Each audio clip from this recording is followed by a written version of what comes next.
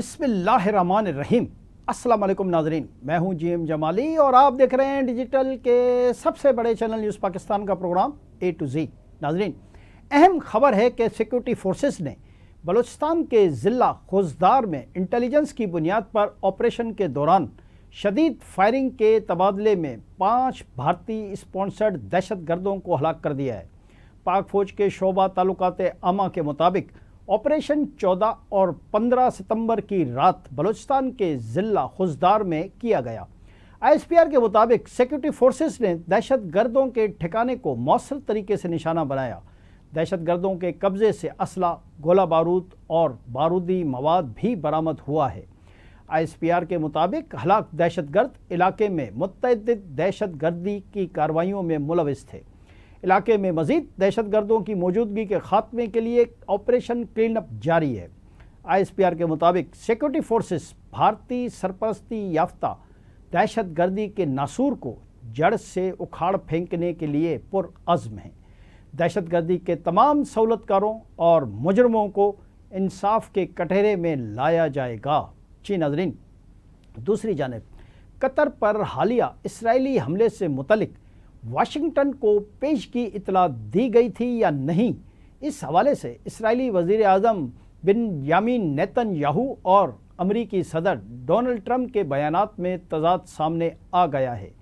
امریکی خبر رساں ادارے کے مطابق اسرائیلی حکام نے دعویٰ کیا ہے کہ نیتن یاہو نے ٹرمپ کو حملے سے 2.5 گھنٹے قبل آگاہ کر دیا تھا اور اگر ٹرمپ مخالفت کرتے تو کارروائی روکی جا سکتی تھی، جبکہ امریکی حکام اور خود ڈونلڈ ٹرمپ نے اس موقف کی سختی سے تردید کی ہے۔ ٹرمپ کا کہنا ہے کہ انہیں حملے کا علم عوامی ذرائع سے ہوا اور اسرائیل نے براہ راست انہیں اعتماد میں نہیں لیا۔ امریکی حکام کے مطابق اطلاع اس وقت دی گئی جب اسرائیلی طیارے پہلے ہی روانہ ہو چکے تھے اور میزائل فضا میں تھے، اس لیے رد عمل کا کوئی موقع نہیں تھا۔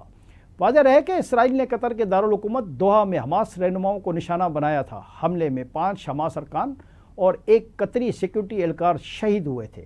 اس حوالے سے حماس کا کہنا تھا کہ ان کے مرکزی رہنما کارروائی سے کچھ دیر پہلے عمارت چھوڑ چکے تھے، اس لیے وہ محفوظ رہے۔ دوسری طرف وزیر دفاع خواجہ آصف کا کہنا ہے کہ قطر میں اسرائیلی حملہ امریکہ کی مرضی سے ہی ہوا ہے۔ مسلم ممالک کو نیٹو کی طرز پر اتحاد بنانا چاہیے۔ مجھے مسلم ممالک کے اجلاس میں مایوسی نہیں ہوئی۔ خواجہ آصف نے کہا کہ معرکہ حق میں تو ہم نے ثابت کر دیا کہ بے تیغ بھی لڑتا ہے سپاہی۔ خواجہ آصف نے کہا کہ اسامہ بن لادن امریکی پروڈکٹ تھا، اسے سوڈان سے CIA کے ڈائریکٹر لائے تھے۔ انہوں نے کہا کہ حماس کی قیادت امریکہ کی مرضی سے قطر میں بیٹھی تھی، غلط فہمی نہیں ہونی چاہیے، یہ سب کچھ امریکہ کی مرضی کے ساتھ ہوا ہے۔ مسلم دنیا کو سمجھنا چاہیے اور اپنے دوست نما دشمن میں تفریق کر لیں۔ بڑا واقعہ یہ ہے کہ کچھ وقت لگے گا لیکن کچھ نہ کچھ تو ضرور ہوگا۔ وزیر دفاع خواجہ آصف نے کہا کہ شام میں امریکہ کی مرضی سے حکومت آئی ہے، اسرائیل اس پر بھی حملے سے باز نہیں آ رہا۔ امریکہ اور مغرب میں جو رائے عامہ بن رہی ہے یہ اسرائیل کے لیے زیادہ خطرناک ہے۔ امریکہ اور باقی دنیا میں رائے عامہ اسرائیل کے خلاف ہو رہی ہے۔ واقعے کے بعد اسرائیل نے بیان جاری کیا تھا کہ یہ کارروائی اس کا یک طرفہ فیصلہ تھی اور وائٹ ہاؤس کے بیان میں واقعات کی درست عکاسی کی گئی۔ اسرائیل کا قطر پر یہ حملہ نہ صرف امریکہ اور اسرائیل کے تعلقات میں نئی کشیدگی کا باعث بنا ہے بلکہ قطر اور واشنگٹن کے تعلقات پر بھی سوالات کھڑے کر رہا ہے۔ تجزیہ کاروں کے مطابق اس واقعے سے اسرائیل کی خطے میں تنہائی میں اضافہ ہو سکتا ہے۔ جی ناظرین، ادھر امریکی صدر ڈونلڈ ٹرمپ نے کہا ہے کہ حماس یرغمالیوں کو انسانی شیلڈ کے طور پر استعمال کر رہی ہے۔ حماس نے یہ روش جاری رکھی تو بڑی مشکل میں پھنس جائے گی۔ برطانیہ روانہ ہونے سے پہلے میڈیا سے گفتگو کرتے ہوئے امریکی صدر کا کہنا تھا کہ یوکرینی صدر زیلنسکی امن معاہدہ کرنے کے لیے تیار ہیں۔ یورپ روس سے ایندھن خریدنا بند کرے۔ صدر ٹرمپ خاتون اول میلانیا ٹرمپ کے ہمراہ برطانیہ پہنچیں گے۔ ان کا 2019 کے بعد برطانیہ کا یہ دوسرا سرکاری دورہ ہے۔ خبر ایجنسی کے مطابق ٹرمپ ماڈرن تاریخ کے پہلے منتخب سیاسی رہنما ہیں جو دوسری بار شاہی خاندان کے مہمان بنے ہیں۔ ونڈسر کاسل میں بدھ کو صدر ٹرمپ کے اعزاز میں تقریب منعقد کی جائے گی۔ شاہ چارلس سوم اور ملکہ کمیلا صدر ٹرمپ کا ونڈسر کاسل میں خیر مقدم کریں گے۔ خبر ایجنسی کے مطابق صدر ٹرمپ کی جمعرات کو برطانوی وزیر اعظم کیئر سٹارمر سے بھی ملاقات ہوگی۔ دورے میں امریکہ اور برطانیہ کے درمیان $10 ارب سے زائد کے معاہدے متوقع ہیں۔ اس موقع پر ونڈسر کاسل کے اطراف سیکیورٹی کے انتظامات انتہائی سخت کر دیے گئے ہیں۔ جی ناظرین، یہ خبر بھی اہم ہے کہ ایران نے اسرائیل کے لیے جاسوسی کے الزام میں ایک شخص کو پھانسی دے دی۔ ایرانی سرکاری میڈیا کے مطابق سزائے موت پانے والے شخص کی شناخت بابک شہبازی کے نام سے ہوئی ہے۔ ایران متعدد افراد کو اسرائیلی خفیہ ایجنسی موساد سے تعلقات کے الزام میں پھانسی دے چکا ہے۔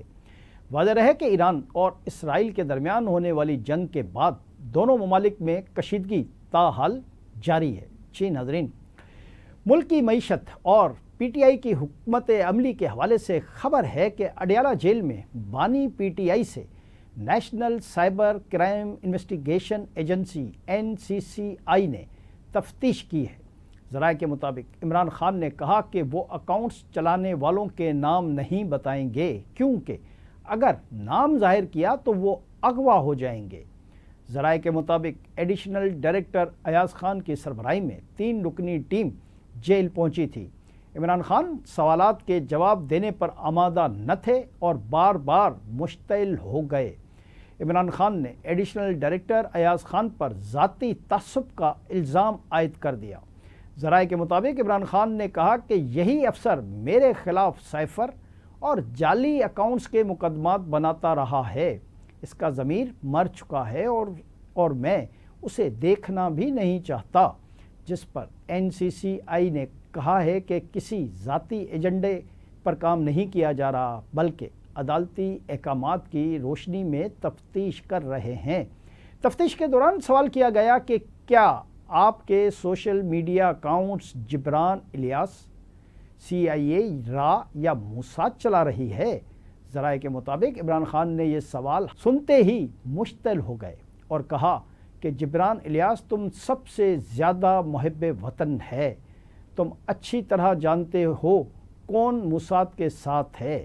تحقیقاتی ٹیم نے پوچھا کہ آپ کے پیغامات جیل سے باہر کیسے پہنچتے ہیں؟ عمران خان نے جواب دیا کہ کوئی خاص پیغام رسان نہیں، جو بھی ملاقات کرتا ہے وہی پیغام سوشل میڈیا ٹیم تک پہنچا دیتا ہے۔ میں تو طویل عرصے سے پابند سلاسل ہوں، میرے پاس کوئی اور طریقہ کار نہیں، میرے سیاسی ساتھیوں کو ملاقات کی اجازت بھی نہیں ہے۔ تفتیشی ٹیم نے سوال کیا کہ Imran Khan social media account سے فساد کیوں پھیلا رہے ہیں، تو جواب میں سابق وزیر اعظم نے کہا کہ وہ اپنے سوشل میڈیا سے فساد نہیں پھیلا رہے بلکہ قبائلی اضلاع میں فوجی آپریشن پر اختلافی رائے دے رہے ہیں۔ انہوں نے دعویٰ کیا کہ پارٹی رہنما ان کے پیغامات ری پوسٹ کرنے کی ہمت نہیں رکھتے کیونکہ انہیں نتائج کا خوف ہے۔ آج کے لیے اتنا ہی۔ اگلے پروگرام تک کے لیے اپنے میزبان جیم جمالی کو اجازت دیجیے۔ اللہ حافظ۔